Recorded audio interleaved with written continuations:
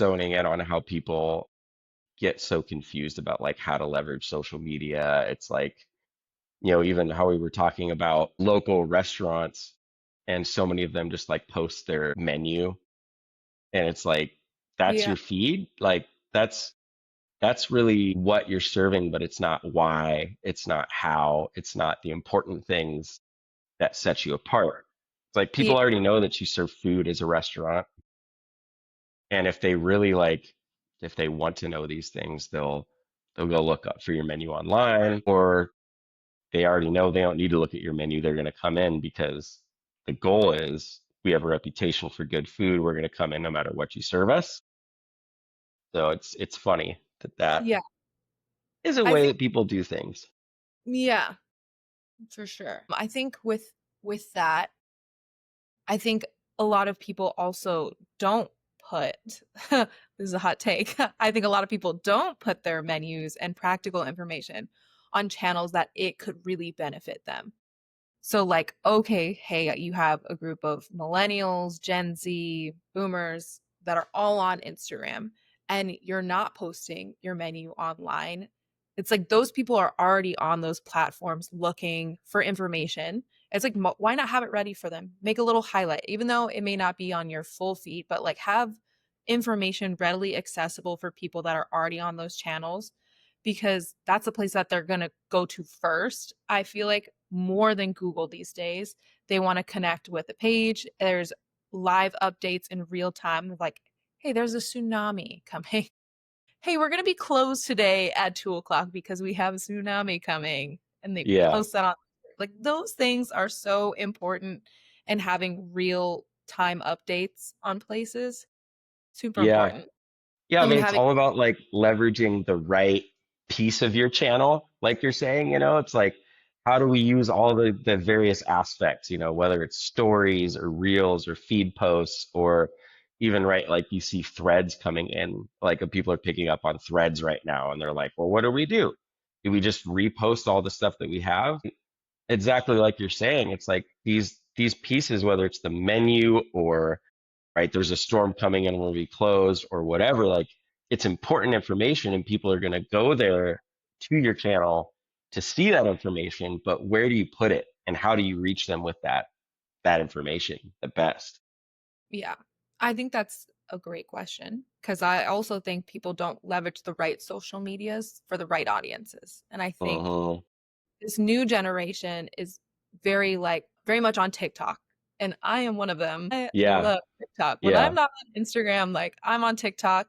It's a great space for people to be very candid, get to know you, your business in a very casual way, and to be a lot more fun and free to say what you want to say. And it doesn't have to feel as aesthetic because it's short form videos. You can make it as short as long as you need to be. And I just feel like there's a fun creative aspect on there.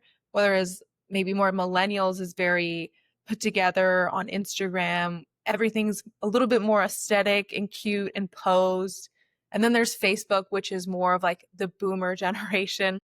totally. Straight Yeah. to the point. Here's a gallery of my trip, or here's like the information that I'm looking for. It's very straightforward. There's nothing really super creative about it. And it's like a blast of information, which is great because Yeah, that's how they communicate and that's what they're looking for.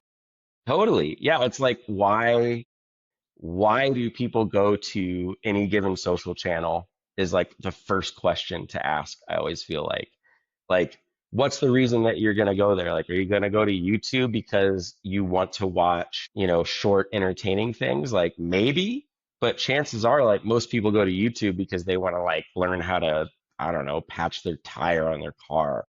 Like Yeah. it's more informational, right? Like is it entertaining?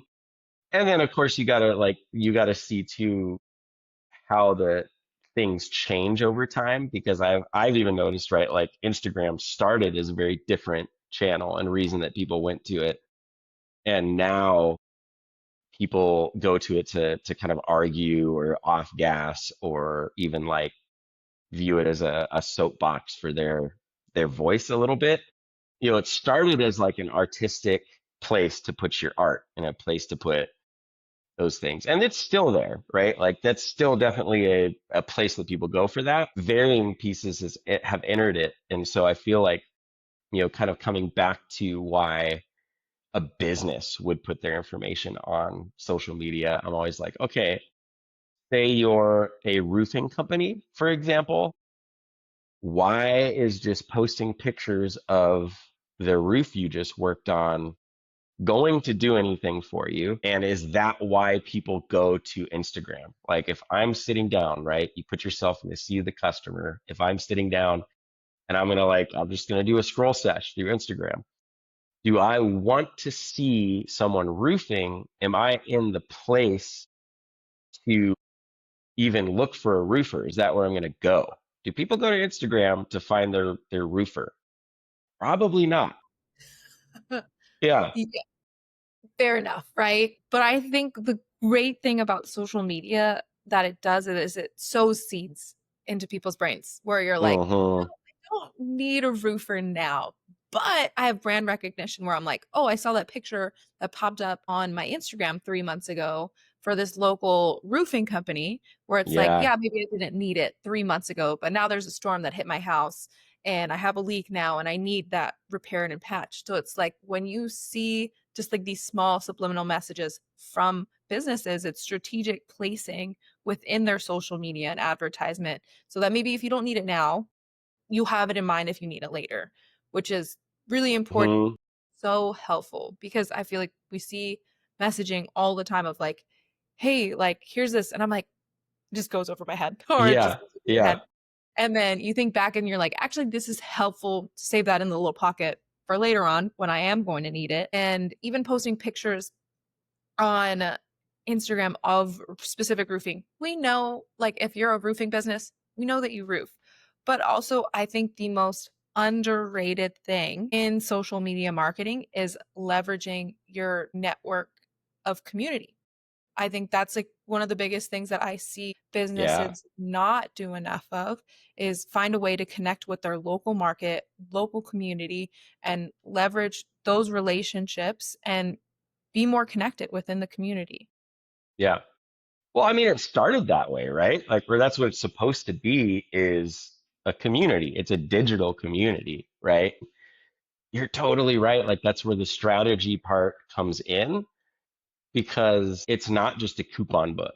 It's not just a mailer, right? It's not just a way to put out that you have a sale going on. It is a way to like interact with your community in this digital format, right? But it's like, okay, here's what I have to contribute to my community.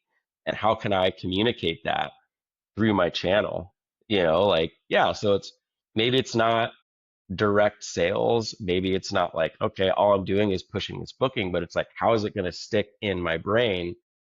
How do I build trust? How do they get to know me? How do they resonate with me? Like those types of, no matter what you do, roofing. And I think that's where that strategy piece comes in is like, yeah, it's not just, buy your roof and this is how much I charge. This is why I'm part of my community and this is what I contribute to it and why you should trust me with your roof.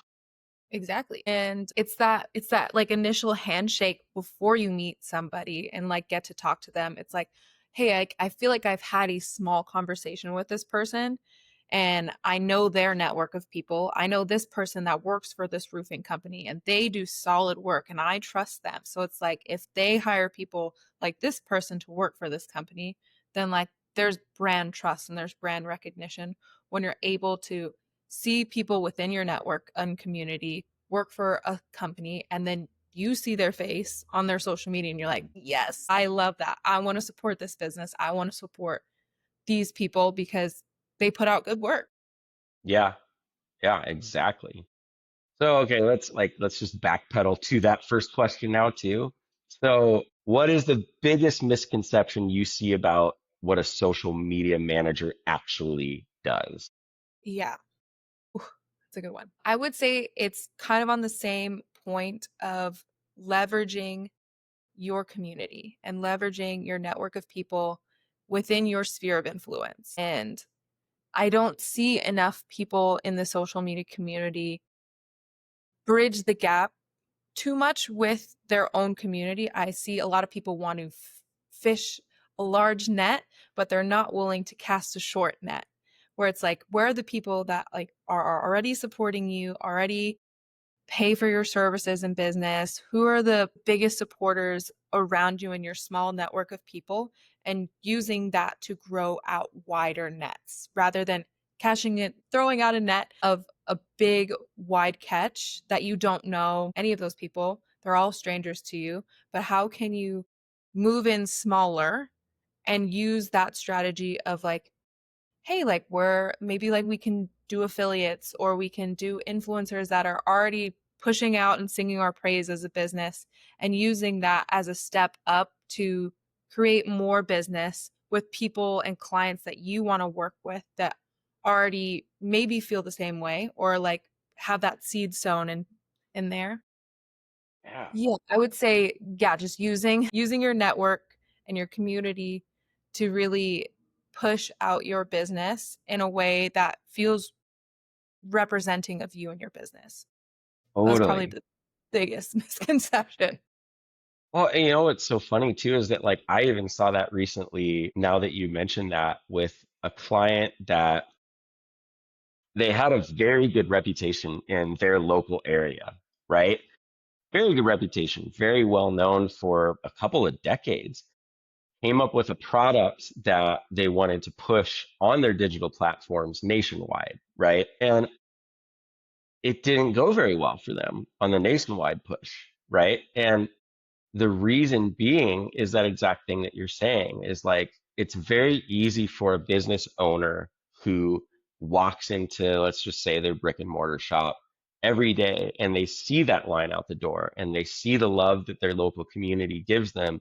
And they even see the love that visitors and tourists coming into an area give them. And it's very difficult for them to translate that into, well, why wouldn't I see that same kind of love and support from anywhere? But right in our seat where we know, just like you're saying, like that wide net, like casting too wide of a net.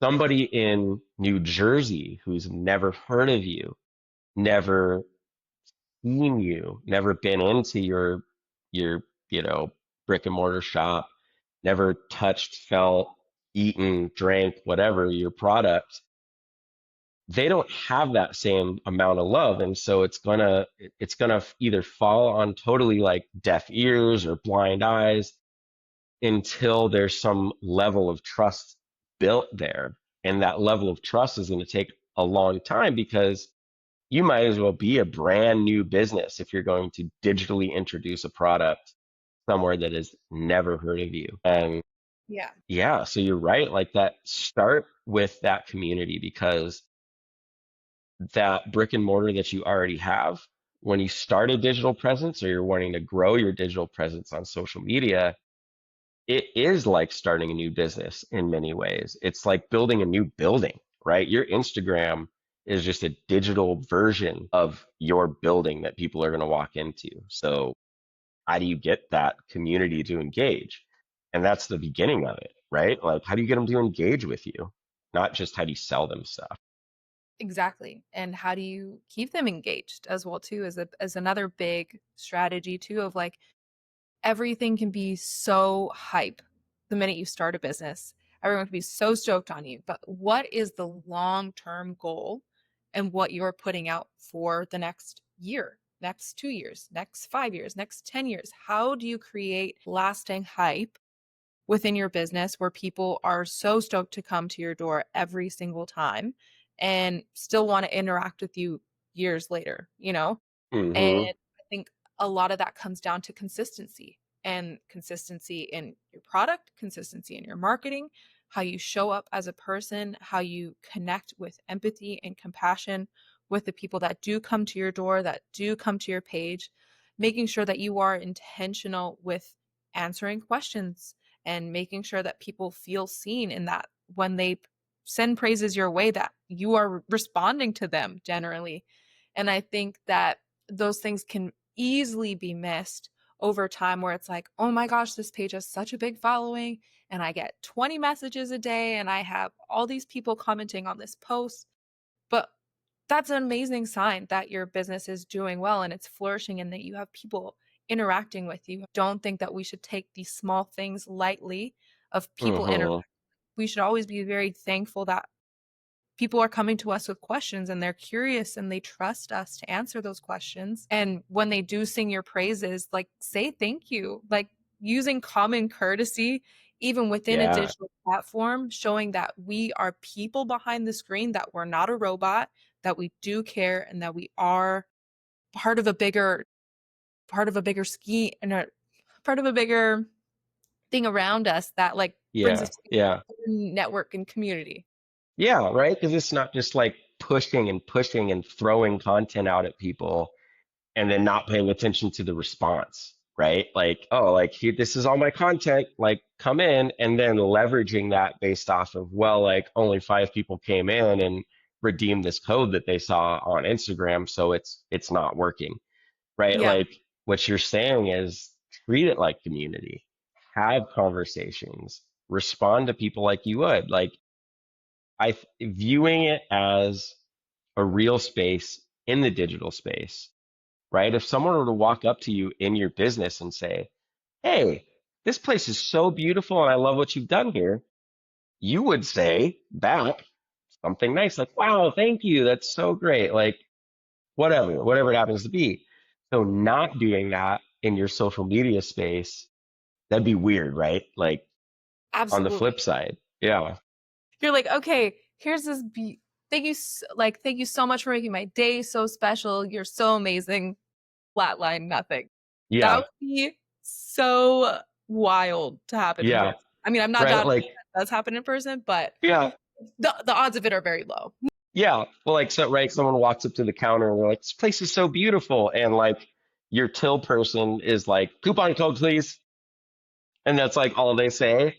Like, Yeah, that would be super off-putting. And yeah, it's the same thing in the digital space. You got to have that conversation and treat it like a real analog, touch and feel thing. And I do think, like that's part of even coming back to what the biggest misconception can be in that question, right? Because I know too that people have come to you, and this is something that we run into in this space so often, right? Is that, we'll talk about services, we'll talk about how we're going to run your social media, and I've seen you do this before, right? And then people are like, "Well, that's great, but like you're really going to charge me that much just to like post pictures?"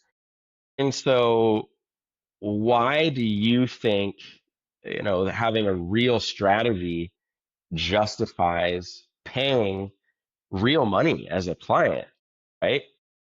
yeah, that's a great question because I think a lot of business owners are thinking that all the time. Like, why is this so much money? Or why it's just a photo, it's just this. This is your sales and marketing. This is what drives behind your business. This is what people are looking at, they are connecting with when you're not around. This is working around the clock for you. And whether you're paying for advertisements, whether you're posting on the internet, your digital footprint is lasting a really long time. And it's giving people an opportunity to connect with you if you don't have a brick and mortar. And it's creating you monetary value as you go. And so, yes, it is going to cost money to do that. Whatever is creating value for you as a business, like you have to put value into that and you have to invest your time and your money. And I know that that can be really hard because some people just don't have the framework for it. They don't understand it as much because for them it could look like, oh, you're putting a picture and you're putting information just based on like different ages. Like boomers view social media a very different way, millennials view social media a different way, Gen X, you know, all of those things and Yeah. keeping that mental framework in to support whoever it is that is inquiring with you as a business owner. Giving framework to your social media creates consistency and that creates brand recognition over your channel or channels, whatever you prefer, and creates connection with people to consistently hold your business when you are not in the room. It's finding people that will represent your business, give them the appropriate information or the appropriate ways to get a hold of your business when you're not there, and represent you as a company. And I think that is so underrated, and now a place where we have a lot of AI to take over those spots. Yeah. And I think people really hate it, if I'm going to be completely honest. People don't want a message saying, like, hi, sorry, our hours are 8 to 5. It's like, Yeah. yes, we have automated channels. But if you're using AI in your Monday through Friday, where you should be answering messages where people want to feel heard, they want to feel Yeah. responsive, they have a genuine concern, and they want to get a hold of your sales team, be like, hey, this came in wrong, or like, hey, I got the wrong order. You want to be able to listen to those consumers, because at the end of the day, that's more money in your pocket when you're able to respond well and when you're able to give people good service versus when you're ignoring those messages, they go to an automated machine where they feel like no one cares about them, no one cares that they invested their money in you as a business, in their time, their effort, their energy. Like, people feel really defeated by that. And I personally feel very defeated by that when I'm on the reciprocating end of it, where I'm like, okay, so now I invested my money and my time into a company that they're just going to send me to a different country to go answer my Yeah. questions, or Yeah. to an animated, like an AI chat box that's going to take me nowhere and not get me in touch with anybody real from this company. So I think there's a lot of real value in social media being a space where you can hold space for your clients and your customers to be able to get in touch with you and to know that you're a real person and that you do care about them as much as they care about investing in you. Yeah. And I think, gosh, like that's two really big key points that you just hit on there is like a social media manager, a real good, worth their salt, no pun intended, social media manager is worth the investment because they're not just posting pretty photos, they're representing your company, they're representing your business, which means they're in charge of your digital reputation, which is a big deal, right? Like not only with the consumer, but other businesses in the area or in the space, whether you're e-commerce or you're brick and mortar. There's still a community out there that exists in your space. And that social media manager that you hire or in your strategy, you're going to be responsible for the reputation of the company, how you interact with people, how you interact with customers on a B2C or B2B level, and how you interact with people in your community. And you're totally right because in this AI age, other point that you brought up, people immediately know if it's AI interacting with you, or even if it's AI coming up with a caption on social media. You know what I mean? Like if someone's just like a social media manager and they're putting out something that ChatGPT just came up with for them, there are subtle nuances that honestly we can all pick up on. Most of us can pick up on that you're like, yeah, that's not a human that wrote that. That has these like kind of icky, unreal feelings to it. And so maybe that's why that person is not charging enough. You're like, oh, but I can get this social media manager at this insanely low price. Well, at that insanely low price, how do you think they're going to represent your brand? Are they going to make AI do the work for them? In the days in the daytime when you should be responding live to people, you should be having conversations with people. Is AI just messaging them back and screwing it up? Well, yeah, of course that's worth a low amount of money. But if you're hiring a social media manager that is actually worth what they say they're worth and is going to give you back their dividends, it's because they're there. They're not just posting pictures. They're having conversations. They're actively looking for real ways to interact with the community out there, in genuine ways, in the ways that a community should work. And it's like that's what you're paying for in a real social media manager that's worth that investment is the representation of your brand on your social channels. So Absolutely. I think people should be doing their due diligence and having conversations with people that are they're interested in managing their channels, because it's not one size fits all. Like one person could be amazing at managing a social channel for a brick and mortar store for clothing, but they could be absolutely horrible for managing a social media platform for a restaurant because they don't have the experience or they don't have the tact to know what people are coming into that restaurant and what they want and what their needs are. And Hmm. so it's like finding the right people to represent your business to help ease your pressure points within your business on social media, and understanding your market and understanding like your clientele and understanding what your needs are as a business to be able to represent you well, and finding the right fit of finding the right person that's going to jive well with your community. Like who's going to Yeah. respond to your community really, and being picky about like, this person might not be great, but this person really seems like they fit what we represent as a company, what our tone, how we want to represent ourselves online, how we want our digital footprint to look like, and they seem like the better option. I would get really picky about those things just because like that is your digital footprint. You can never take that back. At these days, everything is recorded. Everything Yeah. is Yeah. that that's the crazy thing, is that getting very particular on what you put online, Hmm. and who puts that online, because Yes. Yes. that's forever these days. Yeah. We forget that sometimes, but if you post some scandalous things or you post things that might be out of pocket, out of alignment with your brand, that's on there forever. Yeah. And just being willing to pay someone or anyone anything to post, hey, I trust you, do your thing. And then Yeah. they put you in a bad position as a company, that's really bad. And it can ruin your Yeah. brand reputation overall. It's like the old adage about like once the toothpaste is out of the tube, you can't like put it back in, right? So thinking about that same thing. And it's funny because like I think this ties back to the strategy piece really well. Also, is like why it's so important to have a strategy because what you're putting out there needs to have a goal, right? Of some kind, whether it's getting to know us as a brand or sharing, what's our vibe all about? We're building this thing. Like, what's the goal, right? Because if you're just putting stuff out there just to kind of scream into the void, people pick up on that as well, as a consumer. Like, well, maybe you're not totally sure, or maybe this one thing is cool, but is it something that lives there forever?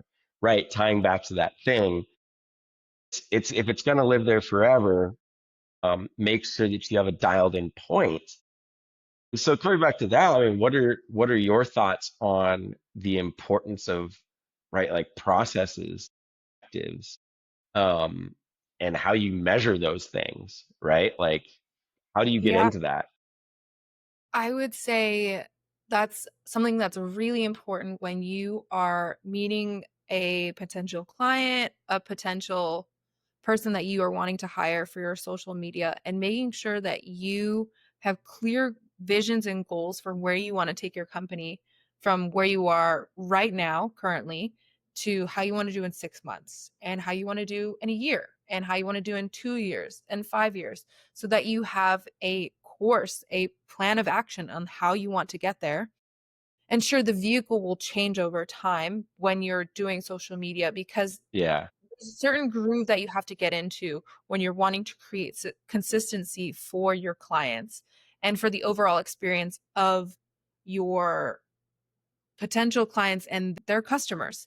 And so making sure that transition is smooth overall, that the customer will just not even notice until they're like, wait a minute, things have changed a bit. And making sure that yeah, it's like turning a cruise ship. You can't just flip it over. You got to make sure that there's like a slow transition, so that when that it's like almost unnoticeable. It's very seamless, yeah, and making sure that you create space for mistakes. And I think that that is a big deal, where I don't think that I think people have this high standard of marketing in the way where it's like a lot of it is trial and error of finding what works for your market, what works for your clients, what works for aligning yourself with that, and not being afraid to try and fail.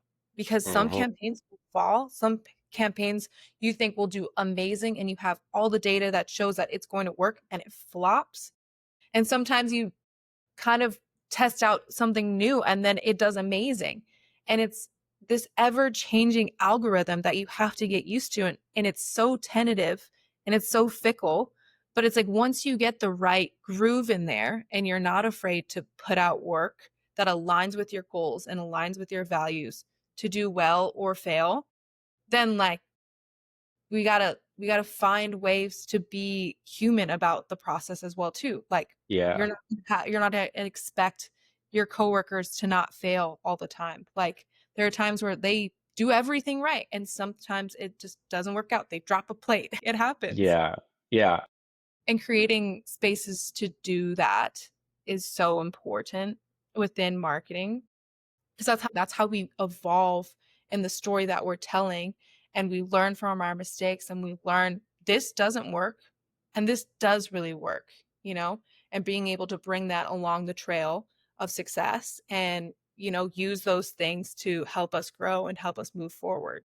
Yeah. Oh, yeah, because a lot of it's research and development. And one of the smartest things that I've ever heard is learning is expensive. And that's just the truth, right? Like, so if you're going to invest in going down a scalable path with your social media, it's going to be a learning experience. It's going to be something that you're going to have to not only invest time in, but you're going to have to invest money in. But if you do it with a truly strategic approach, you don't just throw out content willy nilly, you will see growth. That is something that is 100% true is there will be dips, there will be peaks and valleys along the way, but it's all part of the learning process. And it's what gets you to a place that you know who you are as a brand, who you are as a product, and you can then move forward confidently. But that actually brings me to something that I think about pretty often because one time we had a client, you and I, that was reviewing social media content, right, in their editorial calendar. And Yeah.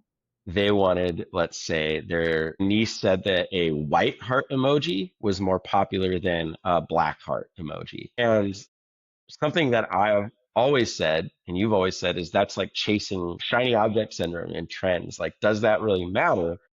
Right. And a lot of people, a lot of clients, a lot of brands have fallen into that trap of chasing a trend or thinking that they just need to jump into it head first without coming back to, well, wait, what is our goal? Right. That's why, like what we just talked about, defining a goal and defining who you are and move forward is important because otherwise you're just chasing a trend and that can be a pretty big pitfall and it can be a pretty big waste of time. So I think from your perspective, like why isn't just knowing what a latest trend is or chasing a latest trend enough to grow your brand? Yeah, I would say a lot of people also aren't right. This is a hot take. A lot of people aren't ready for that success. Like say your video blows up, you're expected to create 10 times more content the same way and you're like, I didn't expect this to blow up. How do I do this?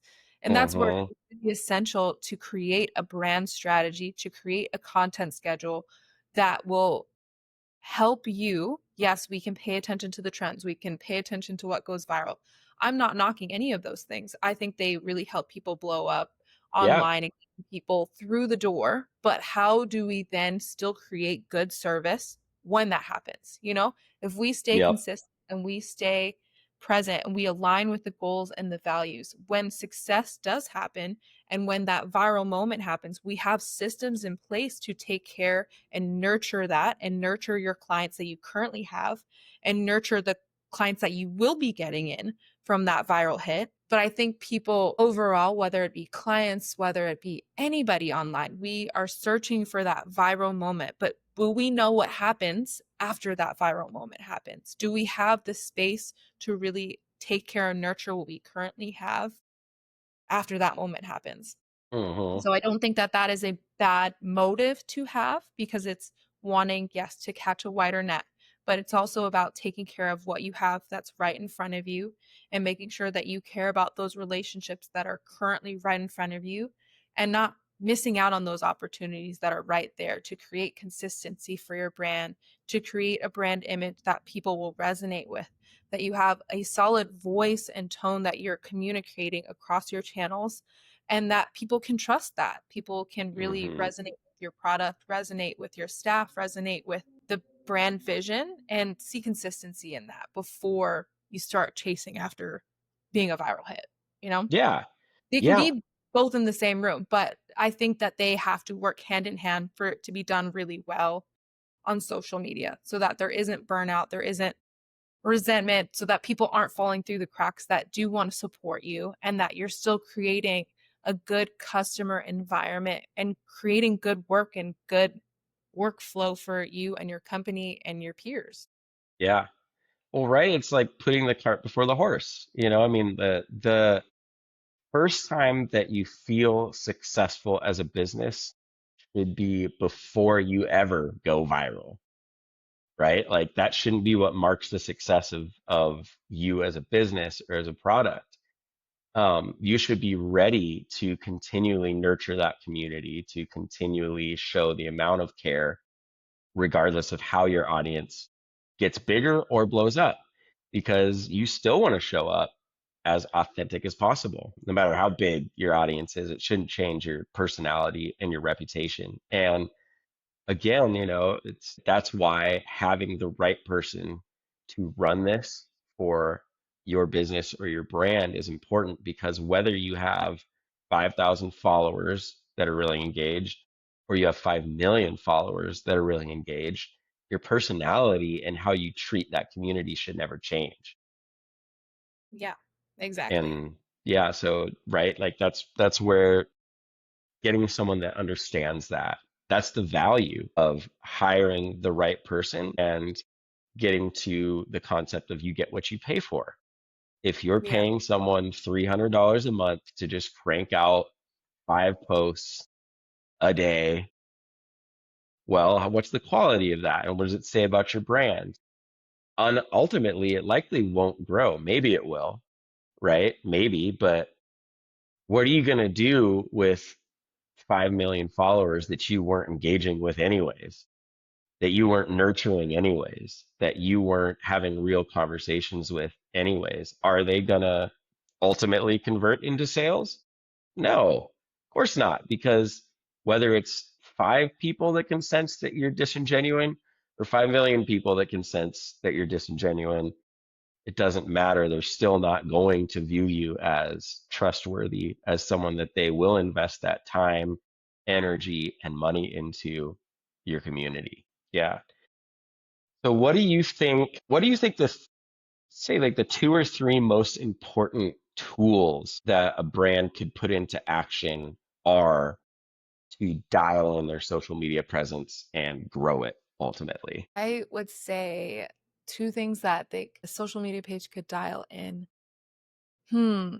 I would say follow the local businesses in your area. That is one thing that I Yes. strive to Yes. do with my pages is that I want to connect with as many local businesses in my area. And then this is like going to be like a twofold kind of a deal.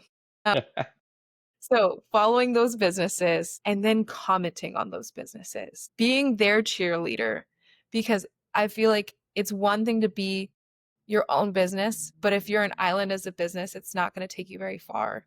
You want to have Yes. other people in your corner that are going to sing your praises, that are going to point people in your direction, because the biggest way to grow your business is also word of mouth.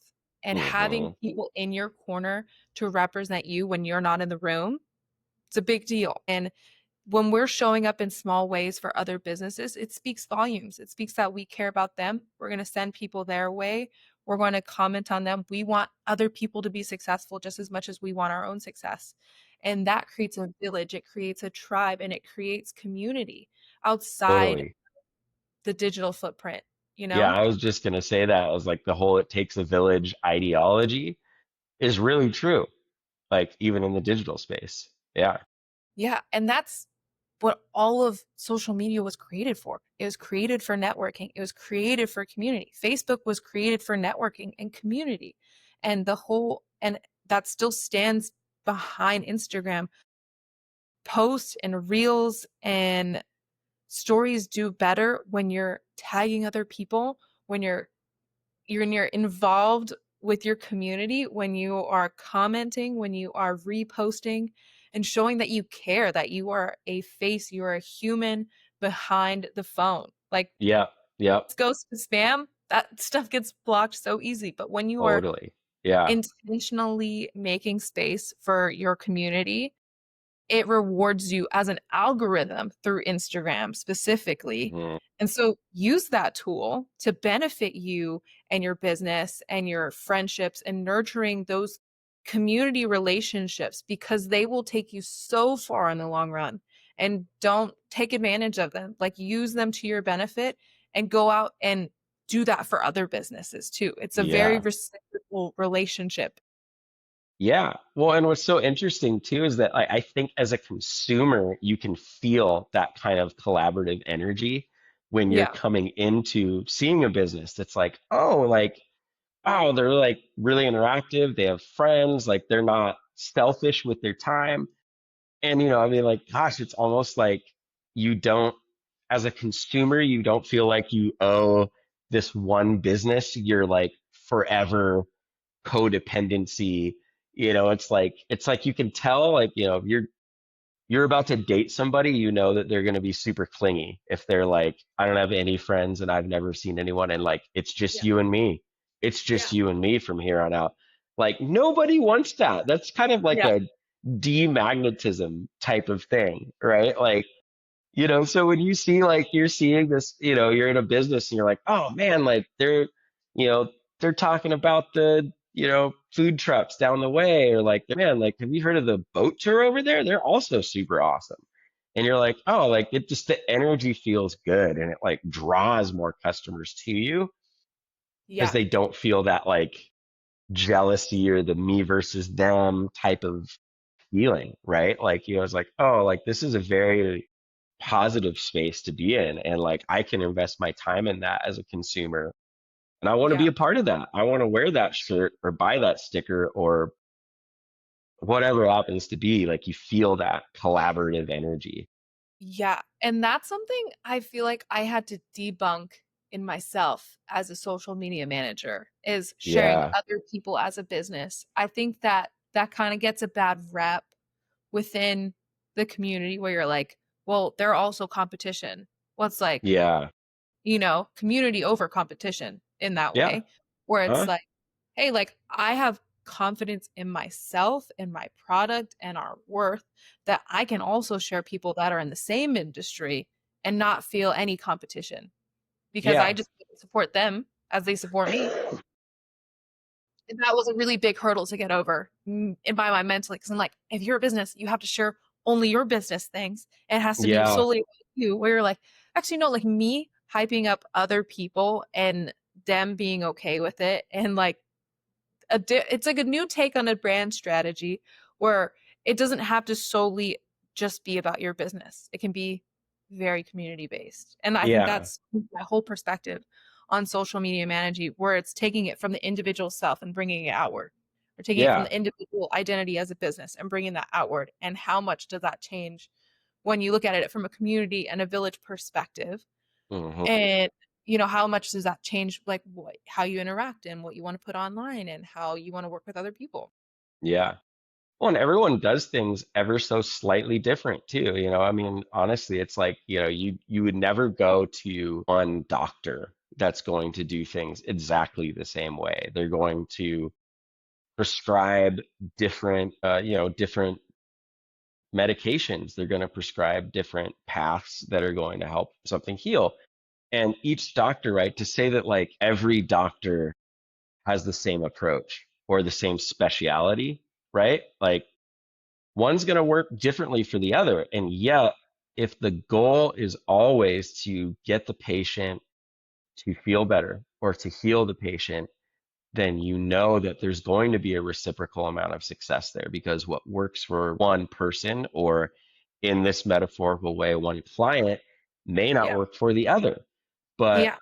ultimately, when we're focused on the success of another's business, whether it's, one social media manager to another, if that business that social media manager is working for becomes successful, it's going to come back around. So all the success continues to be lifted up, which creates a prosperity environment for everybody involved. And I think that's something that I'm thinking about through this conversation too. That's such a big part of it, is like, yeah, if we're selfish with our time, we're selfish with how and what we do things, then maybe we're not even confident in ourselves. Maybe we're like, well, maybe that person does it better, instead of viewing it as maybe they just do it differently. But I know and I have confidence in my own process. And if I resonate with my client, or in the doctor metaphor, with my patient, then we're both going to feel success. Um, yeah. So that's a huge part of that. I think it's just, there is more than enough work out there for everyone. And the more you grow and the more you focus on that success, it's going to come to everybody, which maybe is a little woo woo, but I think there's something to it. I think there's validity to that too, where I feel like if you're focusing on the negative and it's not happening, it's not, like we get negative about like, hey, there's not enough, or like if we start pitting each other against ourselves, like we're not going to win at the end of the day.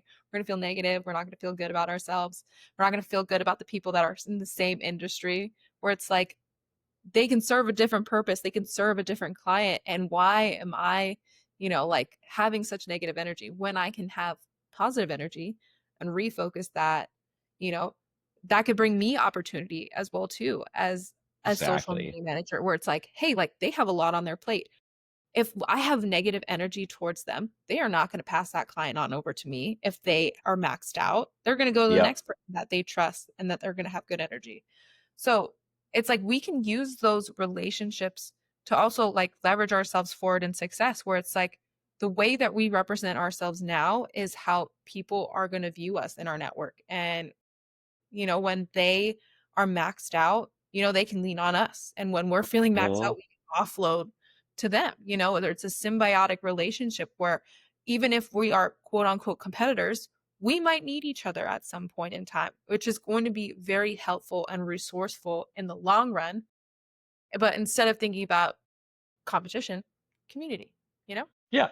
Yeah, exactly. I mean, gosh, I don't remember who it was. Maybe it was like Carl Jung or something like that that said this, but it was like, the people at the bottom compete and the people at the top collaborate. Yeah. And it's very true, right? Collaboration is just so much more powerful than competition, especially because even in many industries, there's so much space for someone to do something slightly different than the other, right? Like, I mean, just thinking about coffee shops, there's always going to be one that does something unique. And right, like what's good is subjective. It's going to appeal to somebody else, right? Like this one over here, maybe they make their own in-house organic syrups, and that's great. And it tastes so good and they're creative, versus the one down the road. They just really focus on their espresso extraction. Like they're going to nail in the best Guatemalan, Ethiopian, Peabody, whatever thing, right? Like, and on the surface, both coffee shops, but beneath the surface, there is something unique about both to be appreciated by many different people at many different times. And it's the same thing with our industry, right? There's a lot to collaborate with there. However, right, it still comes back to what we've talked about today, that no matter what that thing is, the strategy piece is important, right? There are anchors, there are foundations that will always be something that is going to be helpful to a business when it comes to social media specifically. Yeah. Yeah, exactly. What was I going to say? I think the cool thing about being on Maui And it kind of, I feel like it ties back into what we've been talking about throughout this session. Maui is such a place unlike anything else where we really do focus on community and we focus on our people and we help each other out and we collaborate on different levels together. Yeah, we could have the same skill sets, but that doesn't mean that we're working against each other. We work a lot of times with each other on different collaborative efforts. And I think that's what makes this space so unique and special is because we already do that so much here as an island. Yeah. Yeah. So like incorporating that into a business level is so like special and sweet and awesome and wholesome because I don't think anywhere else really in the United States or the in the United States for sure I can say that Yeah. Yeah. has that Definitely. level and sense of Definitely. community already embedded into their lifestyle in that way where it's so cool that it just naturally flows into each other and we all naturally want to help each other and build each other up in success and wanting to support each other, you know? So I think that that's just such a sweet space for us as creatives and people that are working in the digital community where it's like we already have that level of respect and support with each other so prominently here living on an island that it's like taking that to the next level online and being able to bridge the gap and to network further out with that same mentality is so impactful. It's huge. Yeah. I know. Like, how many times have we even said, like, I've been sitting in a coffee shop with you and been like, hey, like my success is your success and vice versa. It's like that's such a common attitude that we have here that is so special. And I think it's something that people are drawn to in the Yeah. space. Yeah.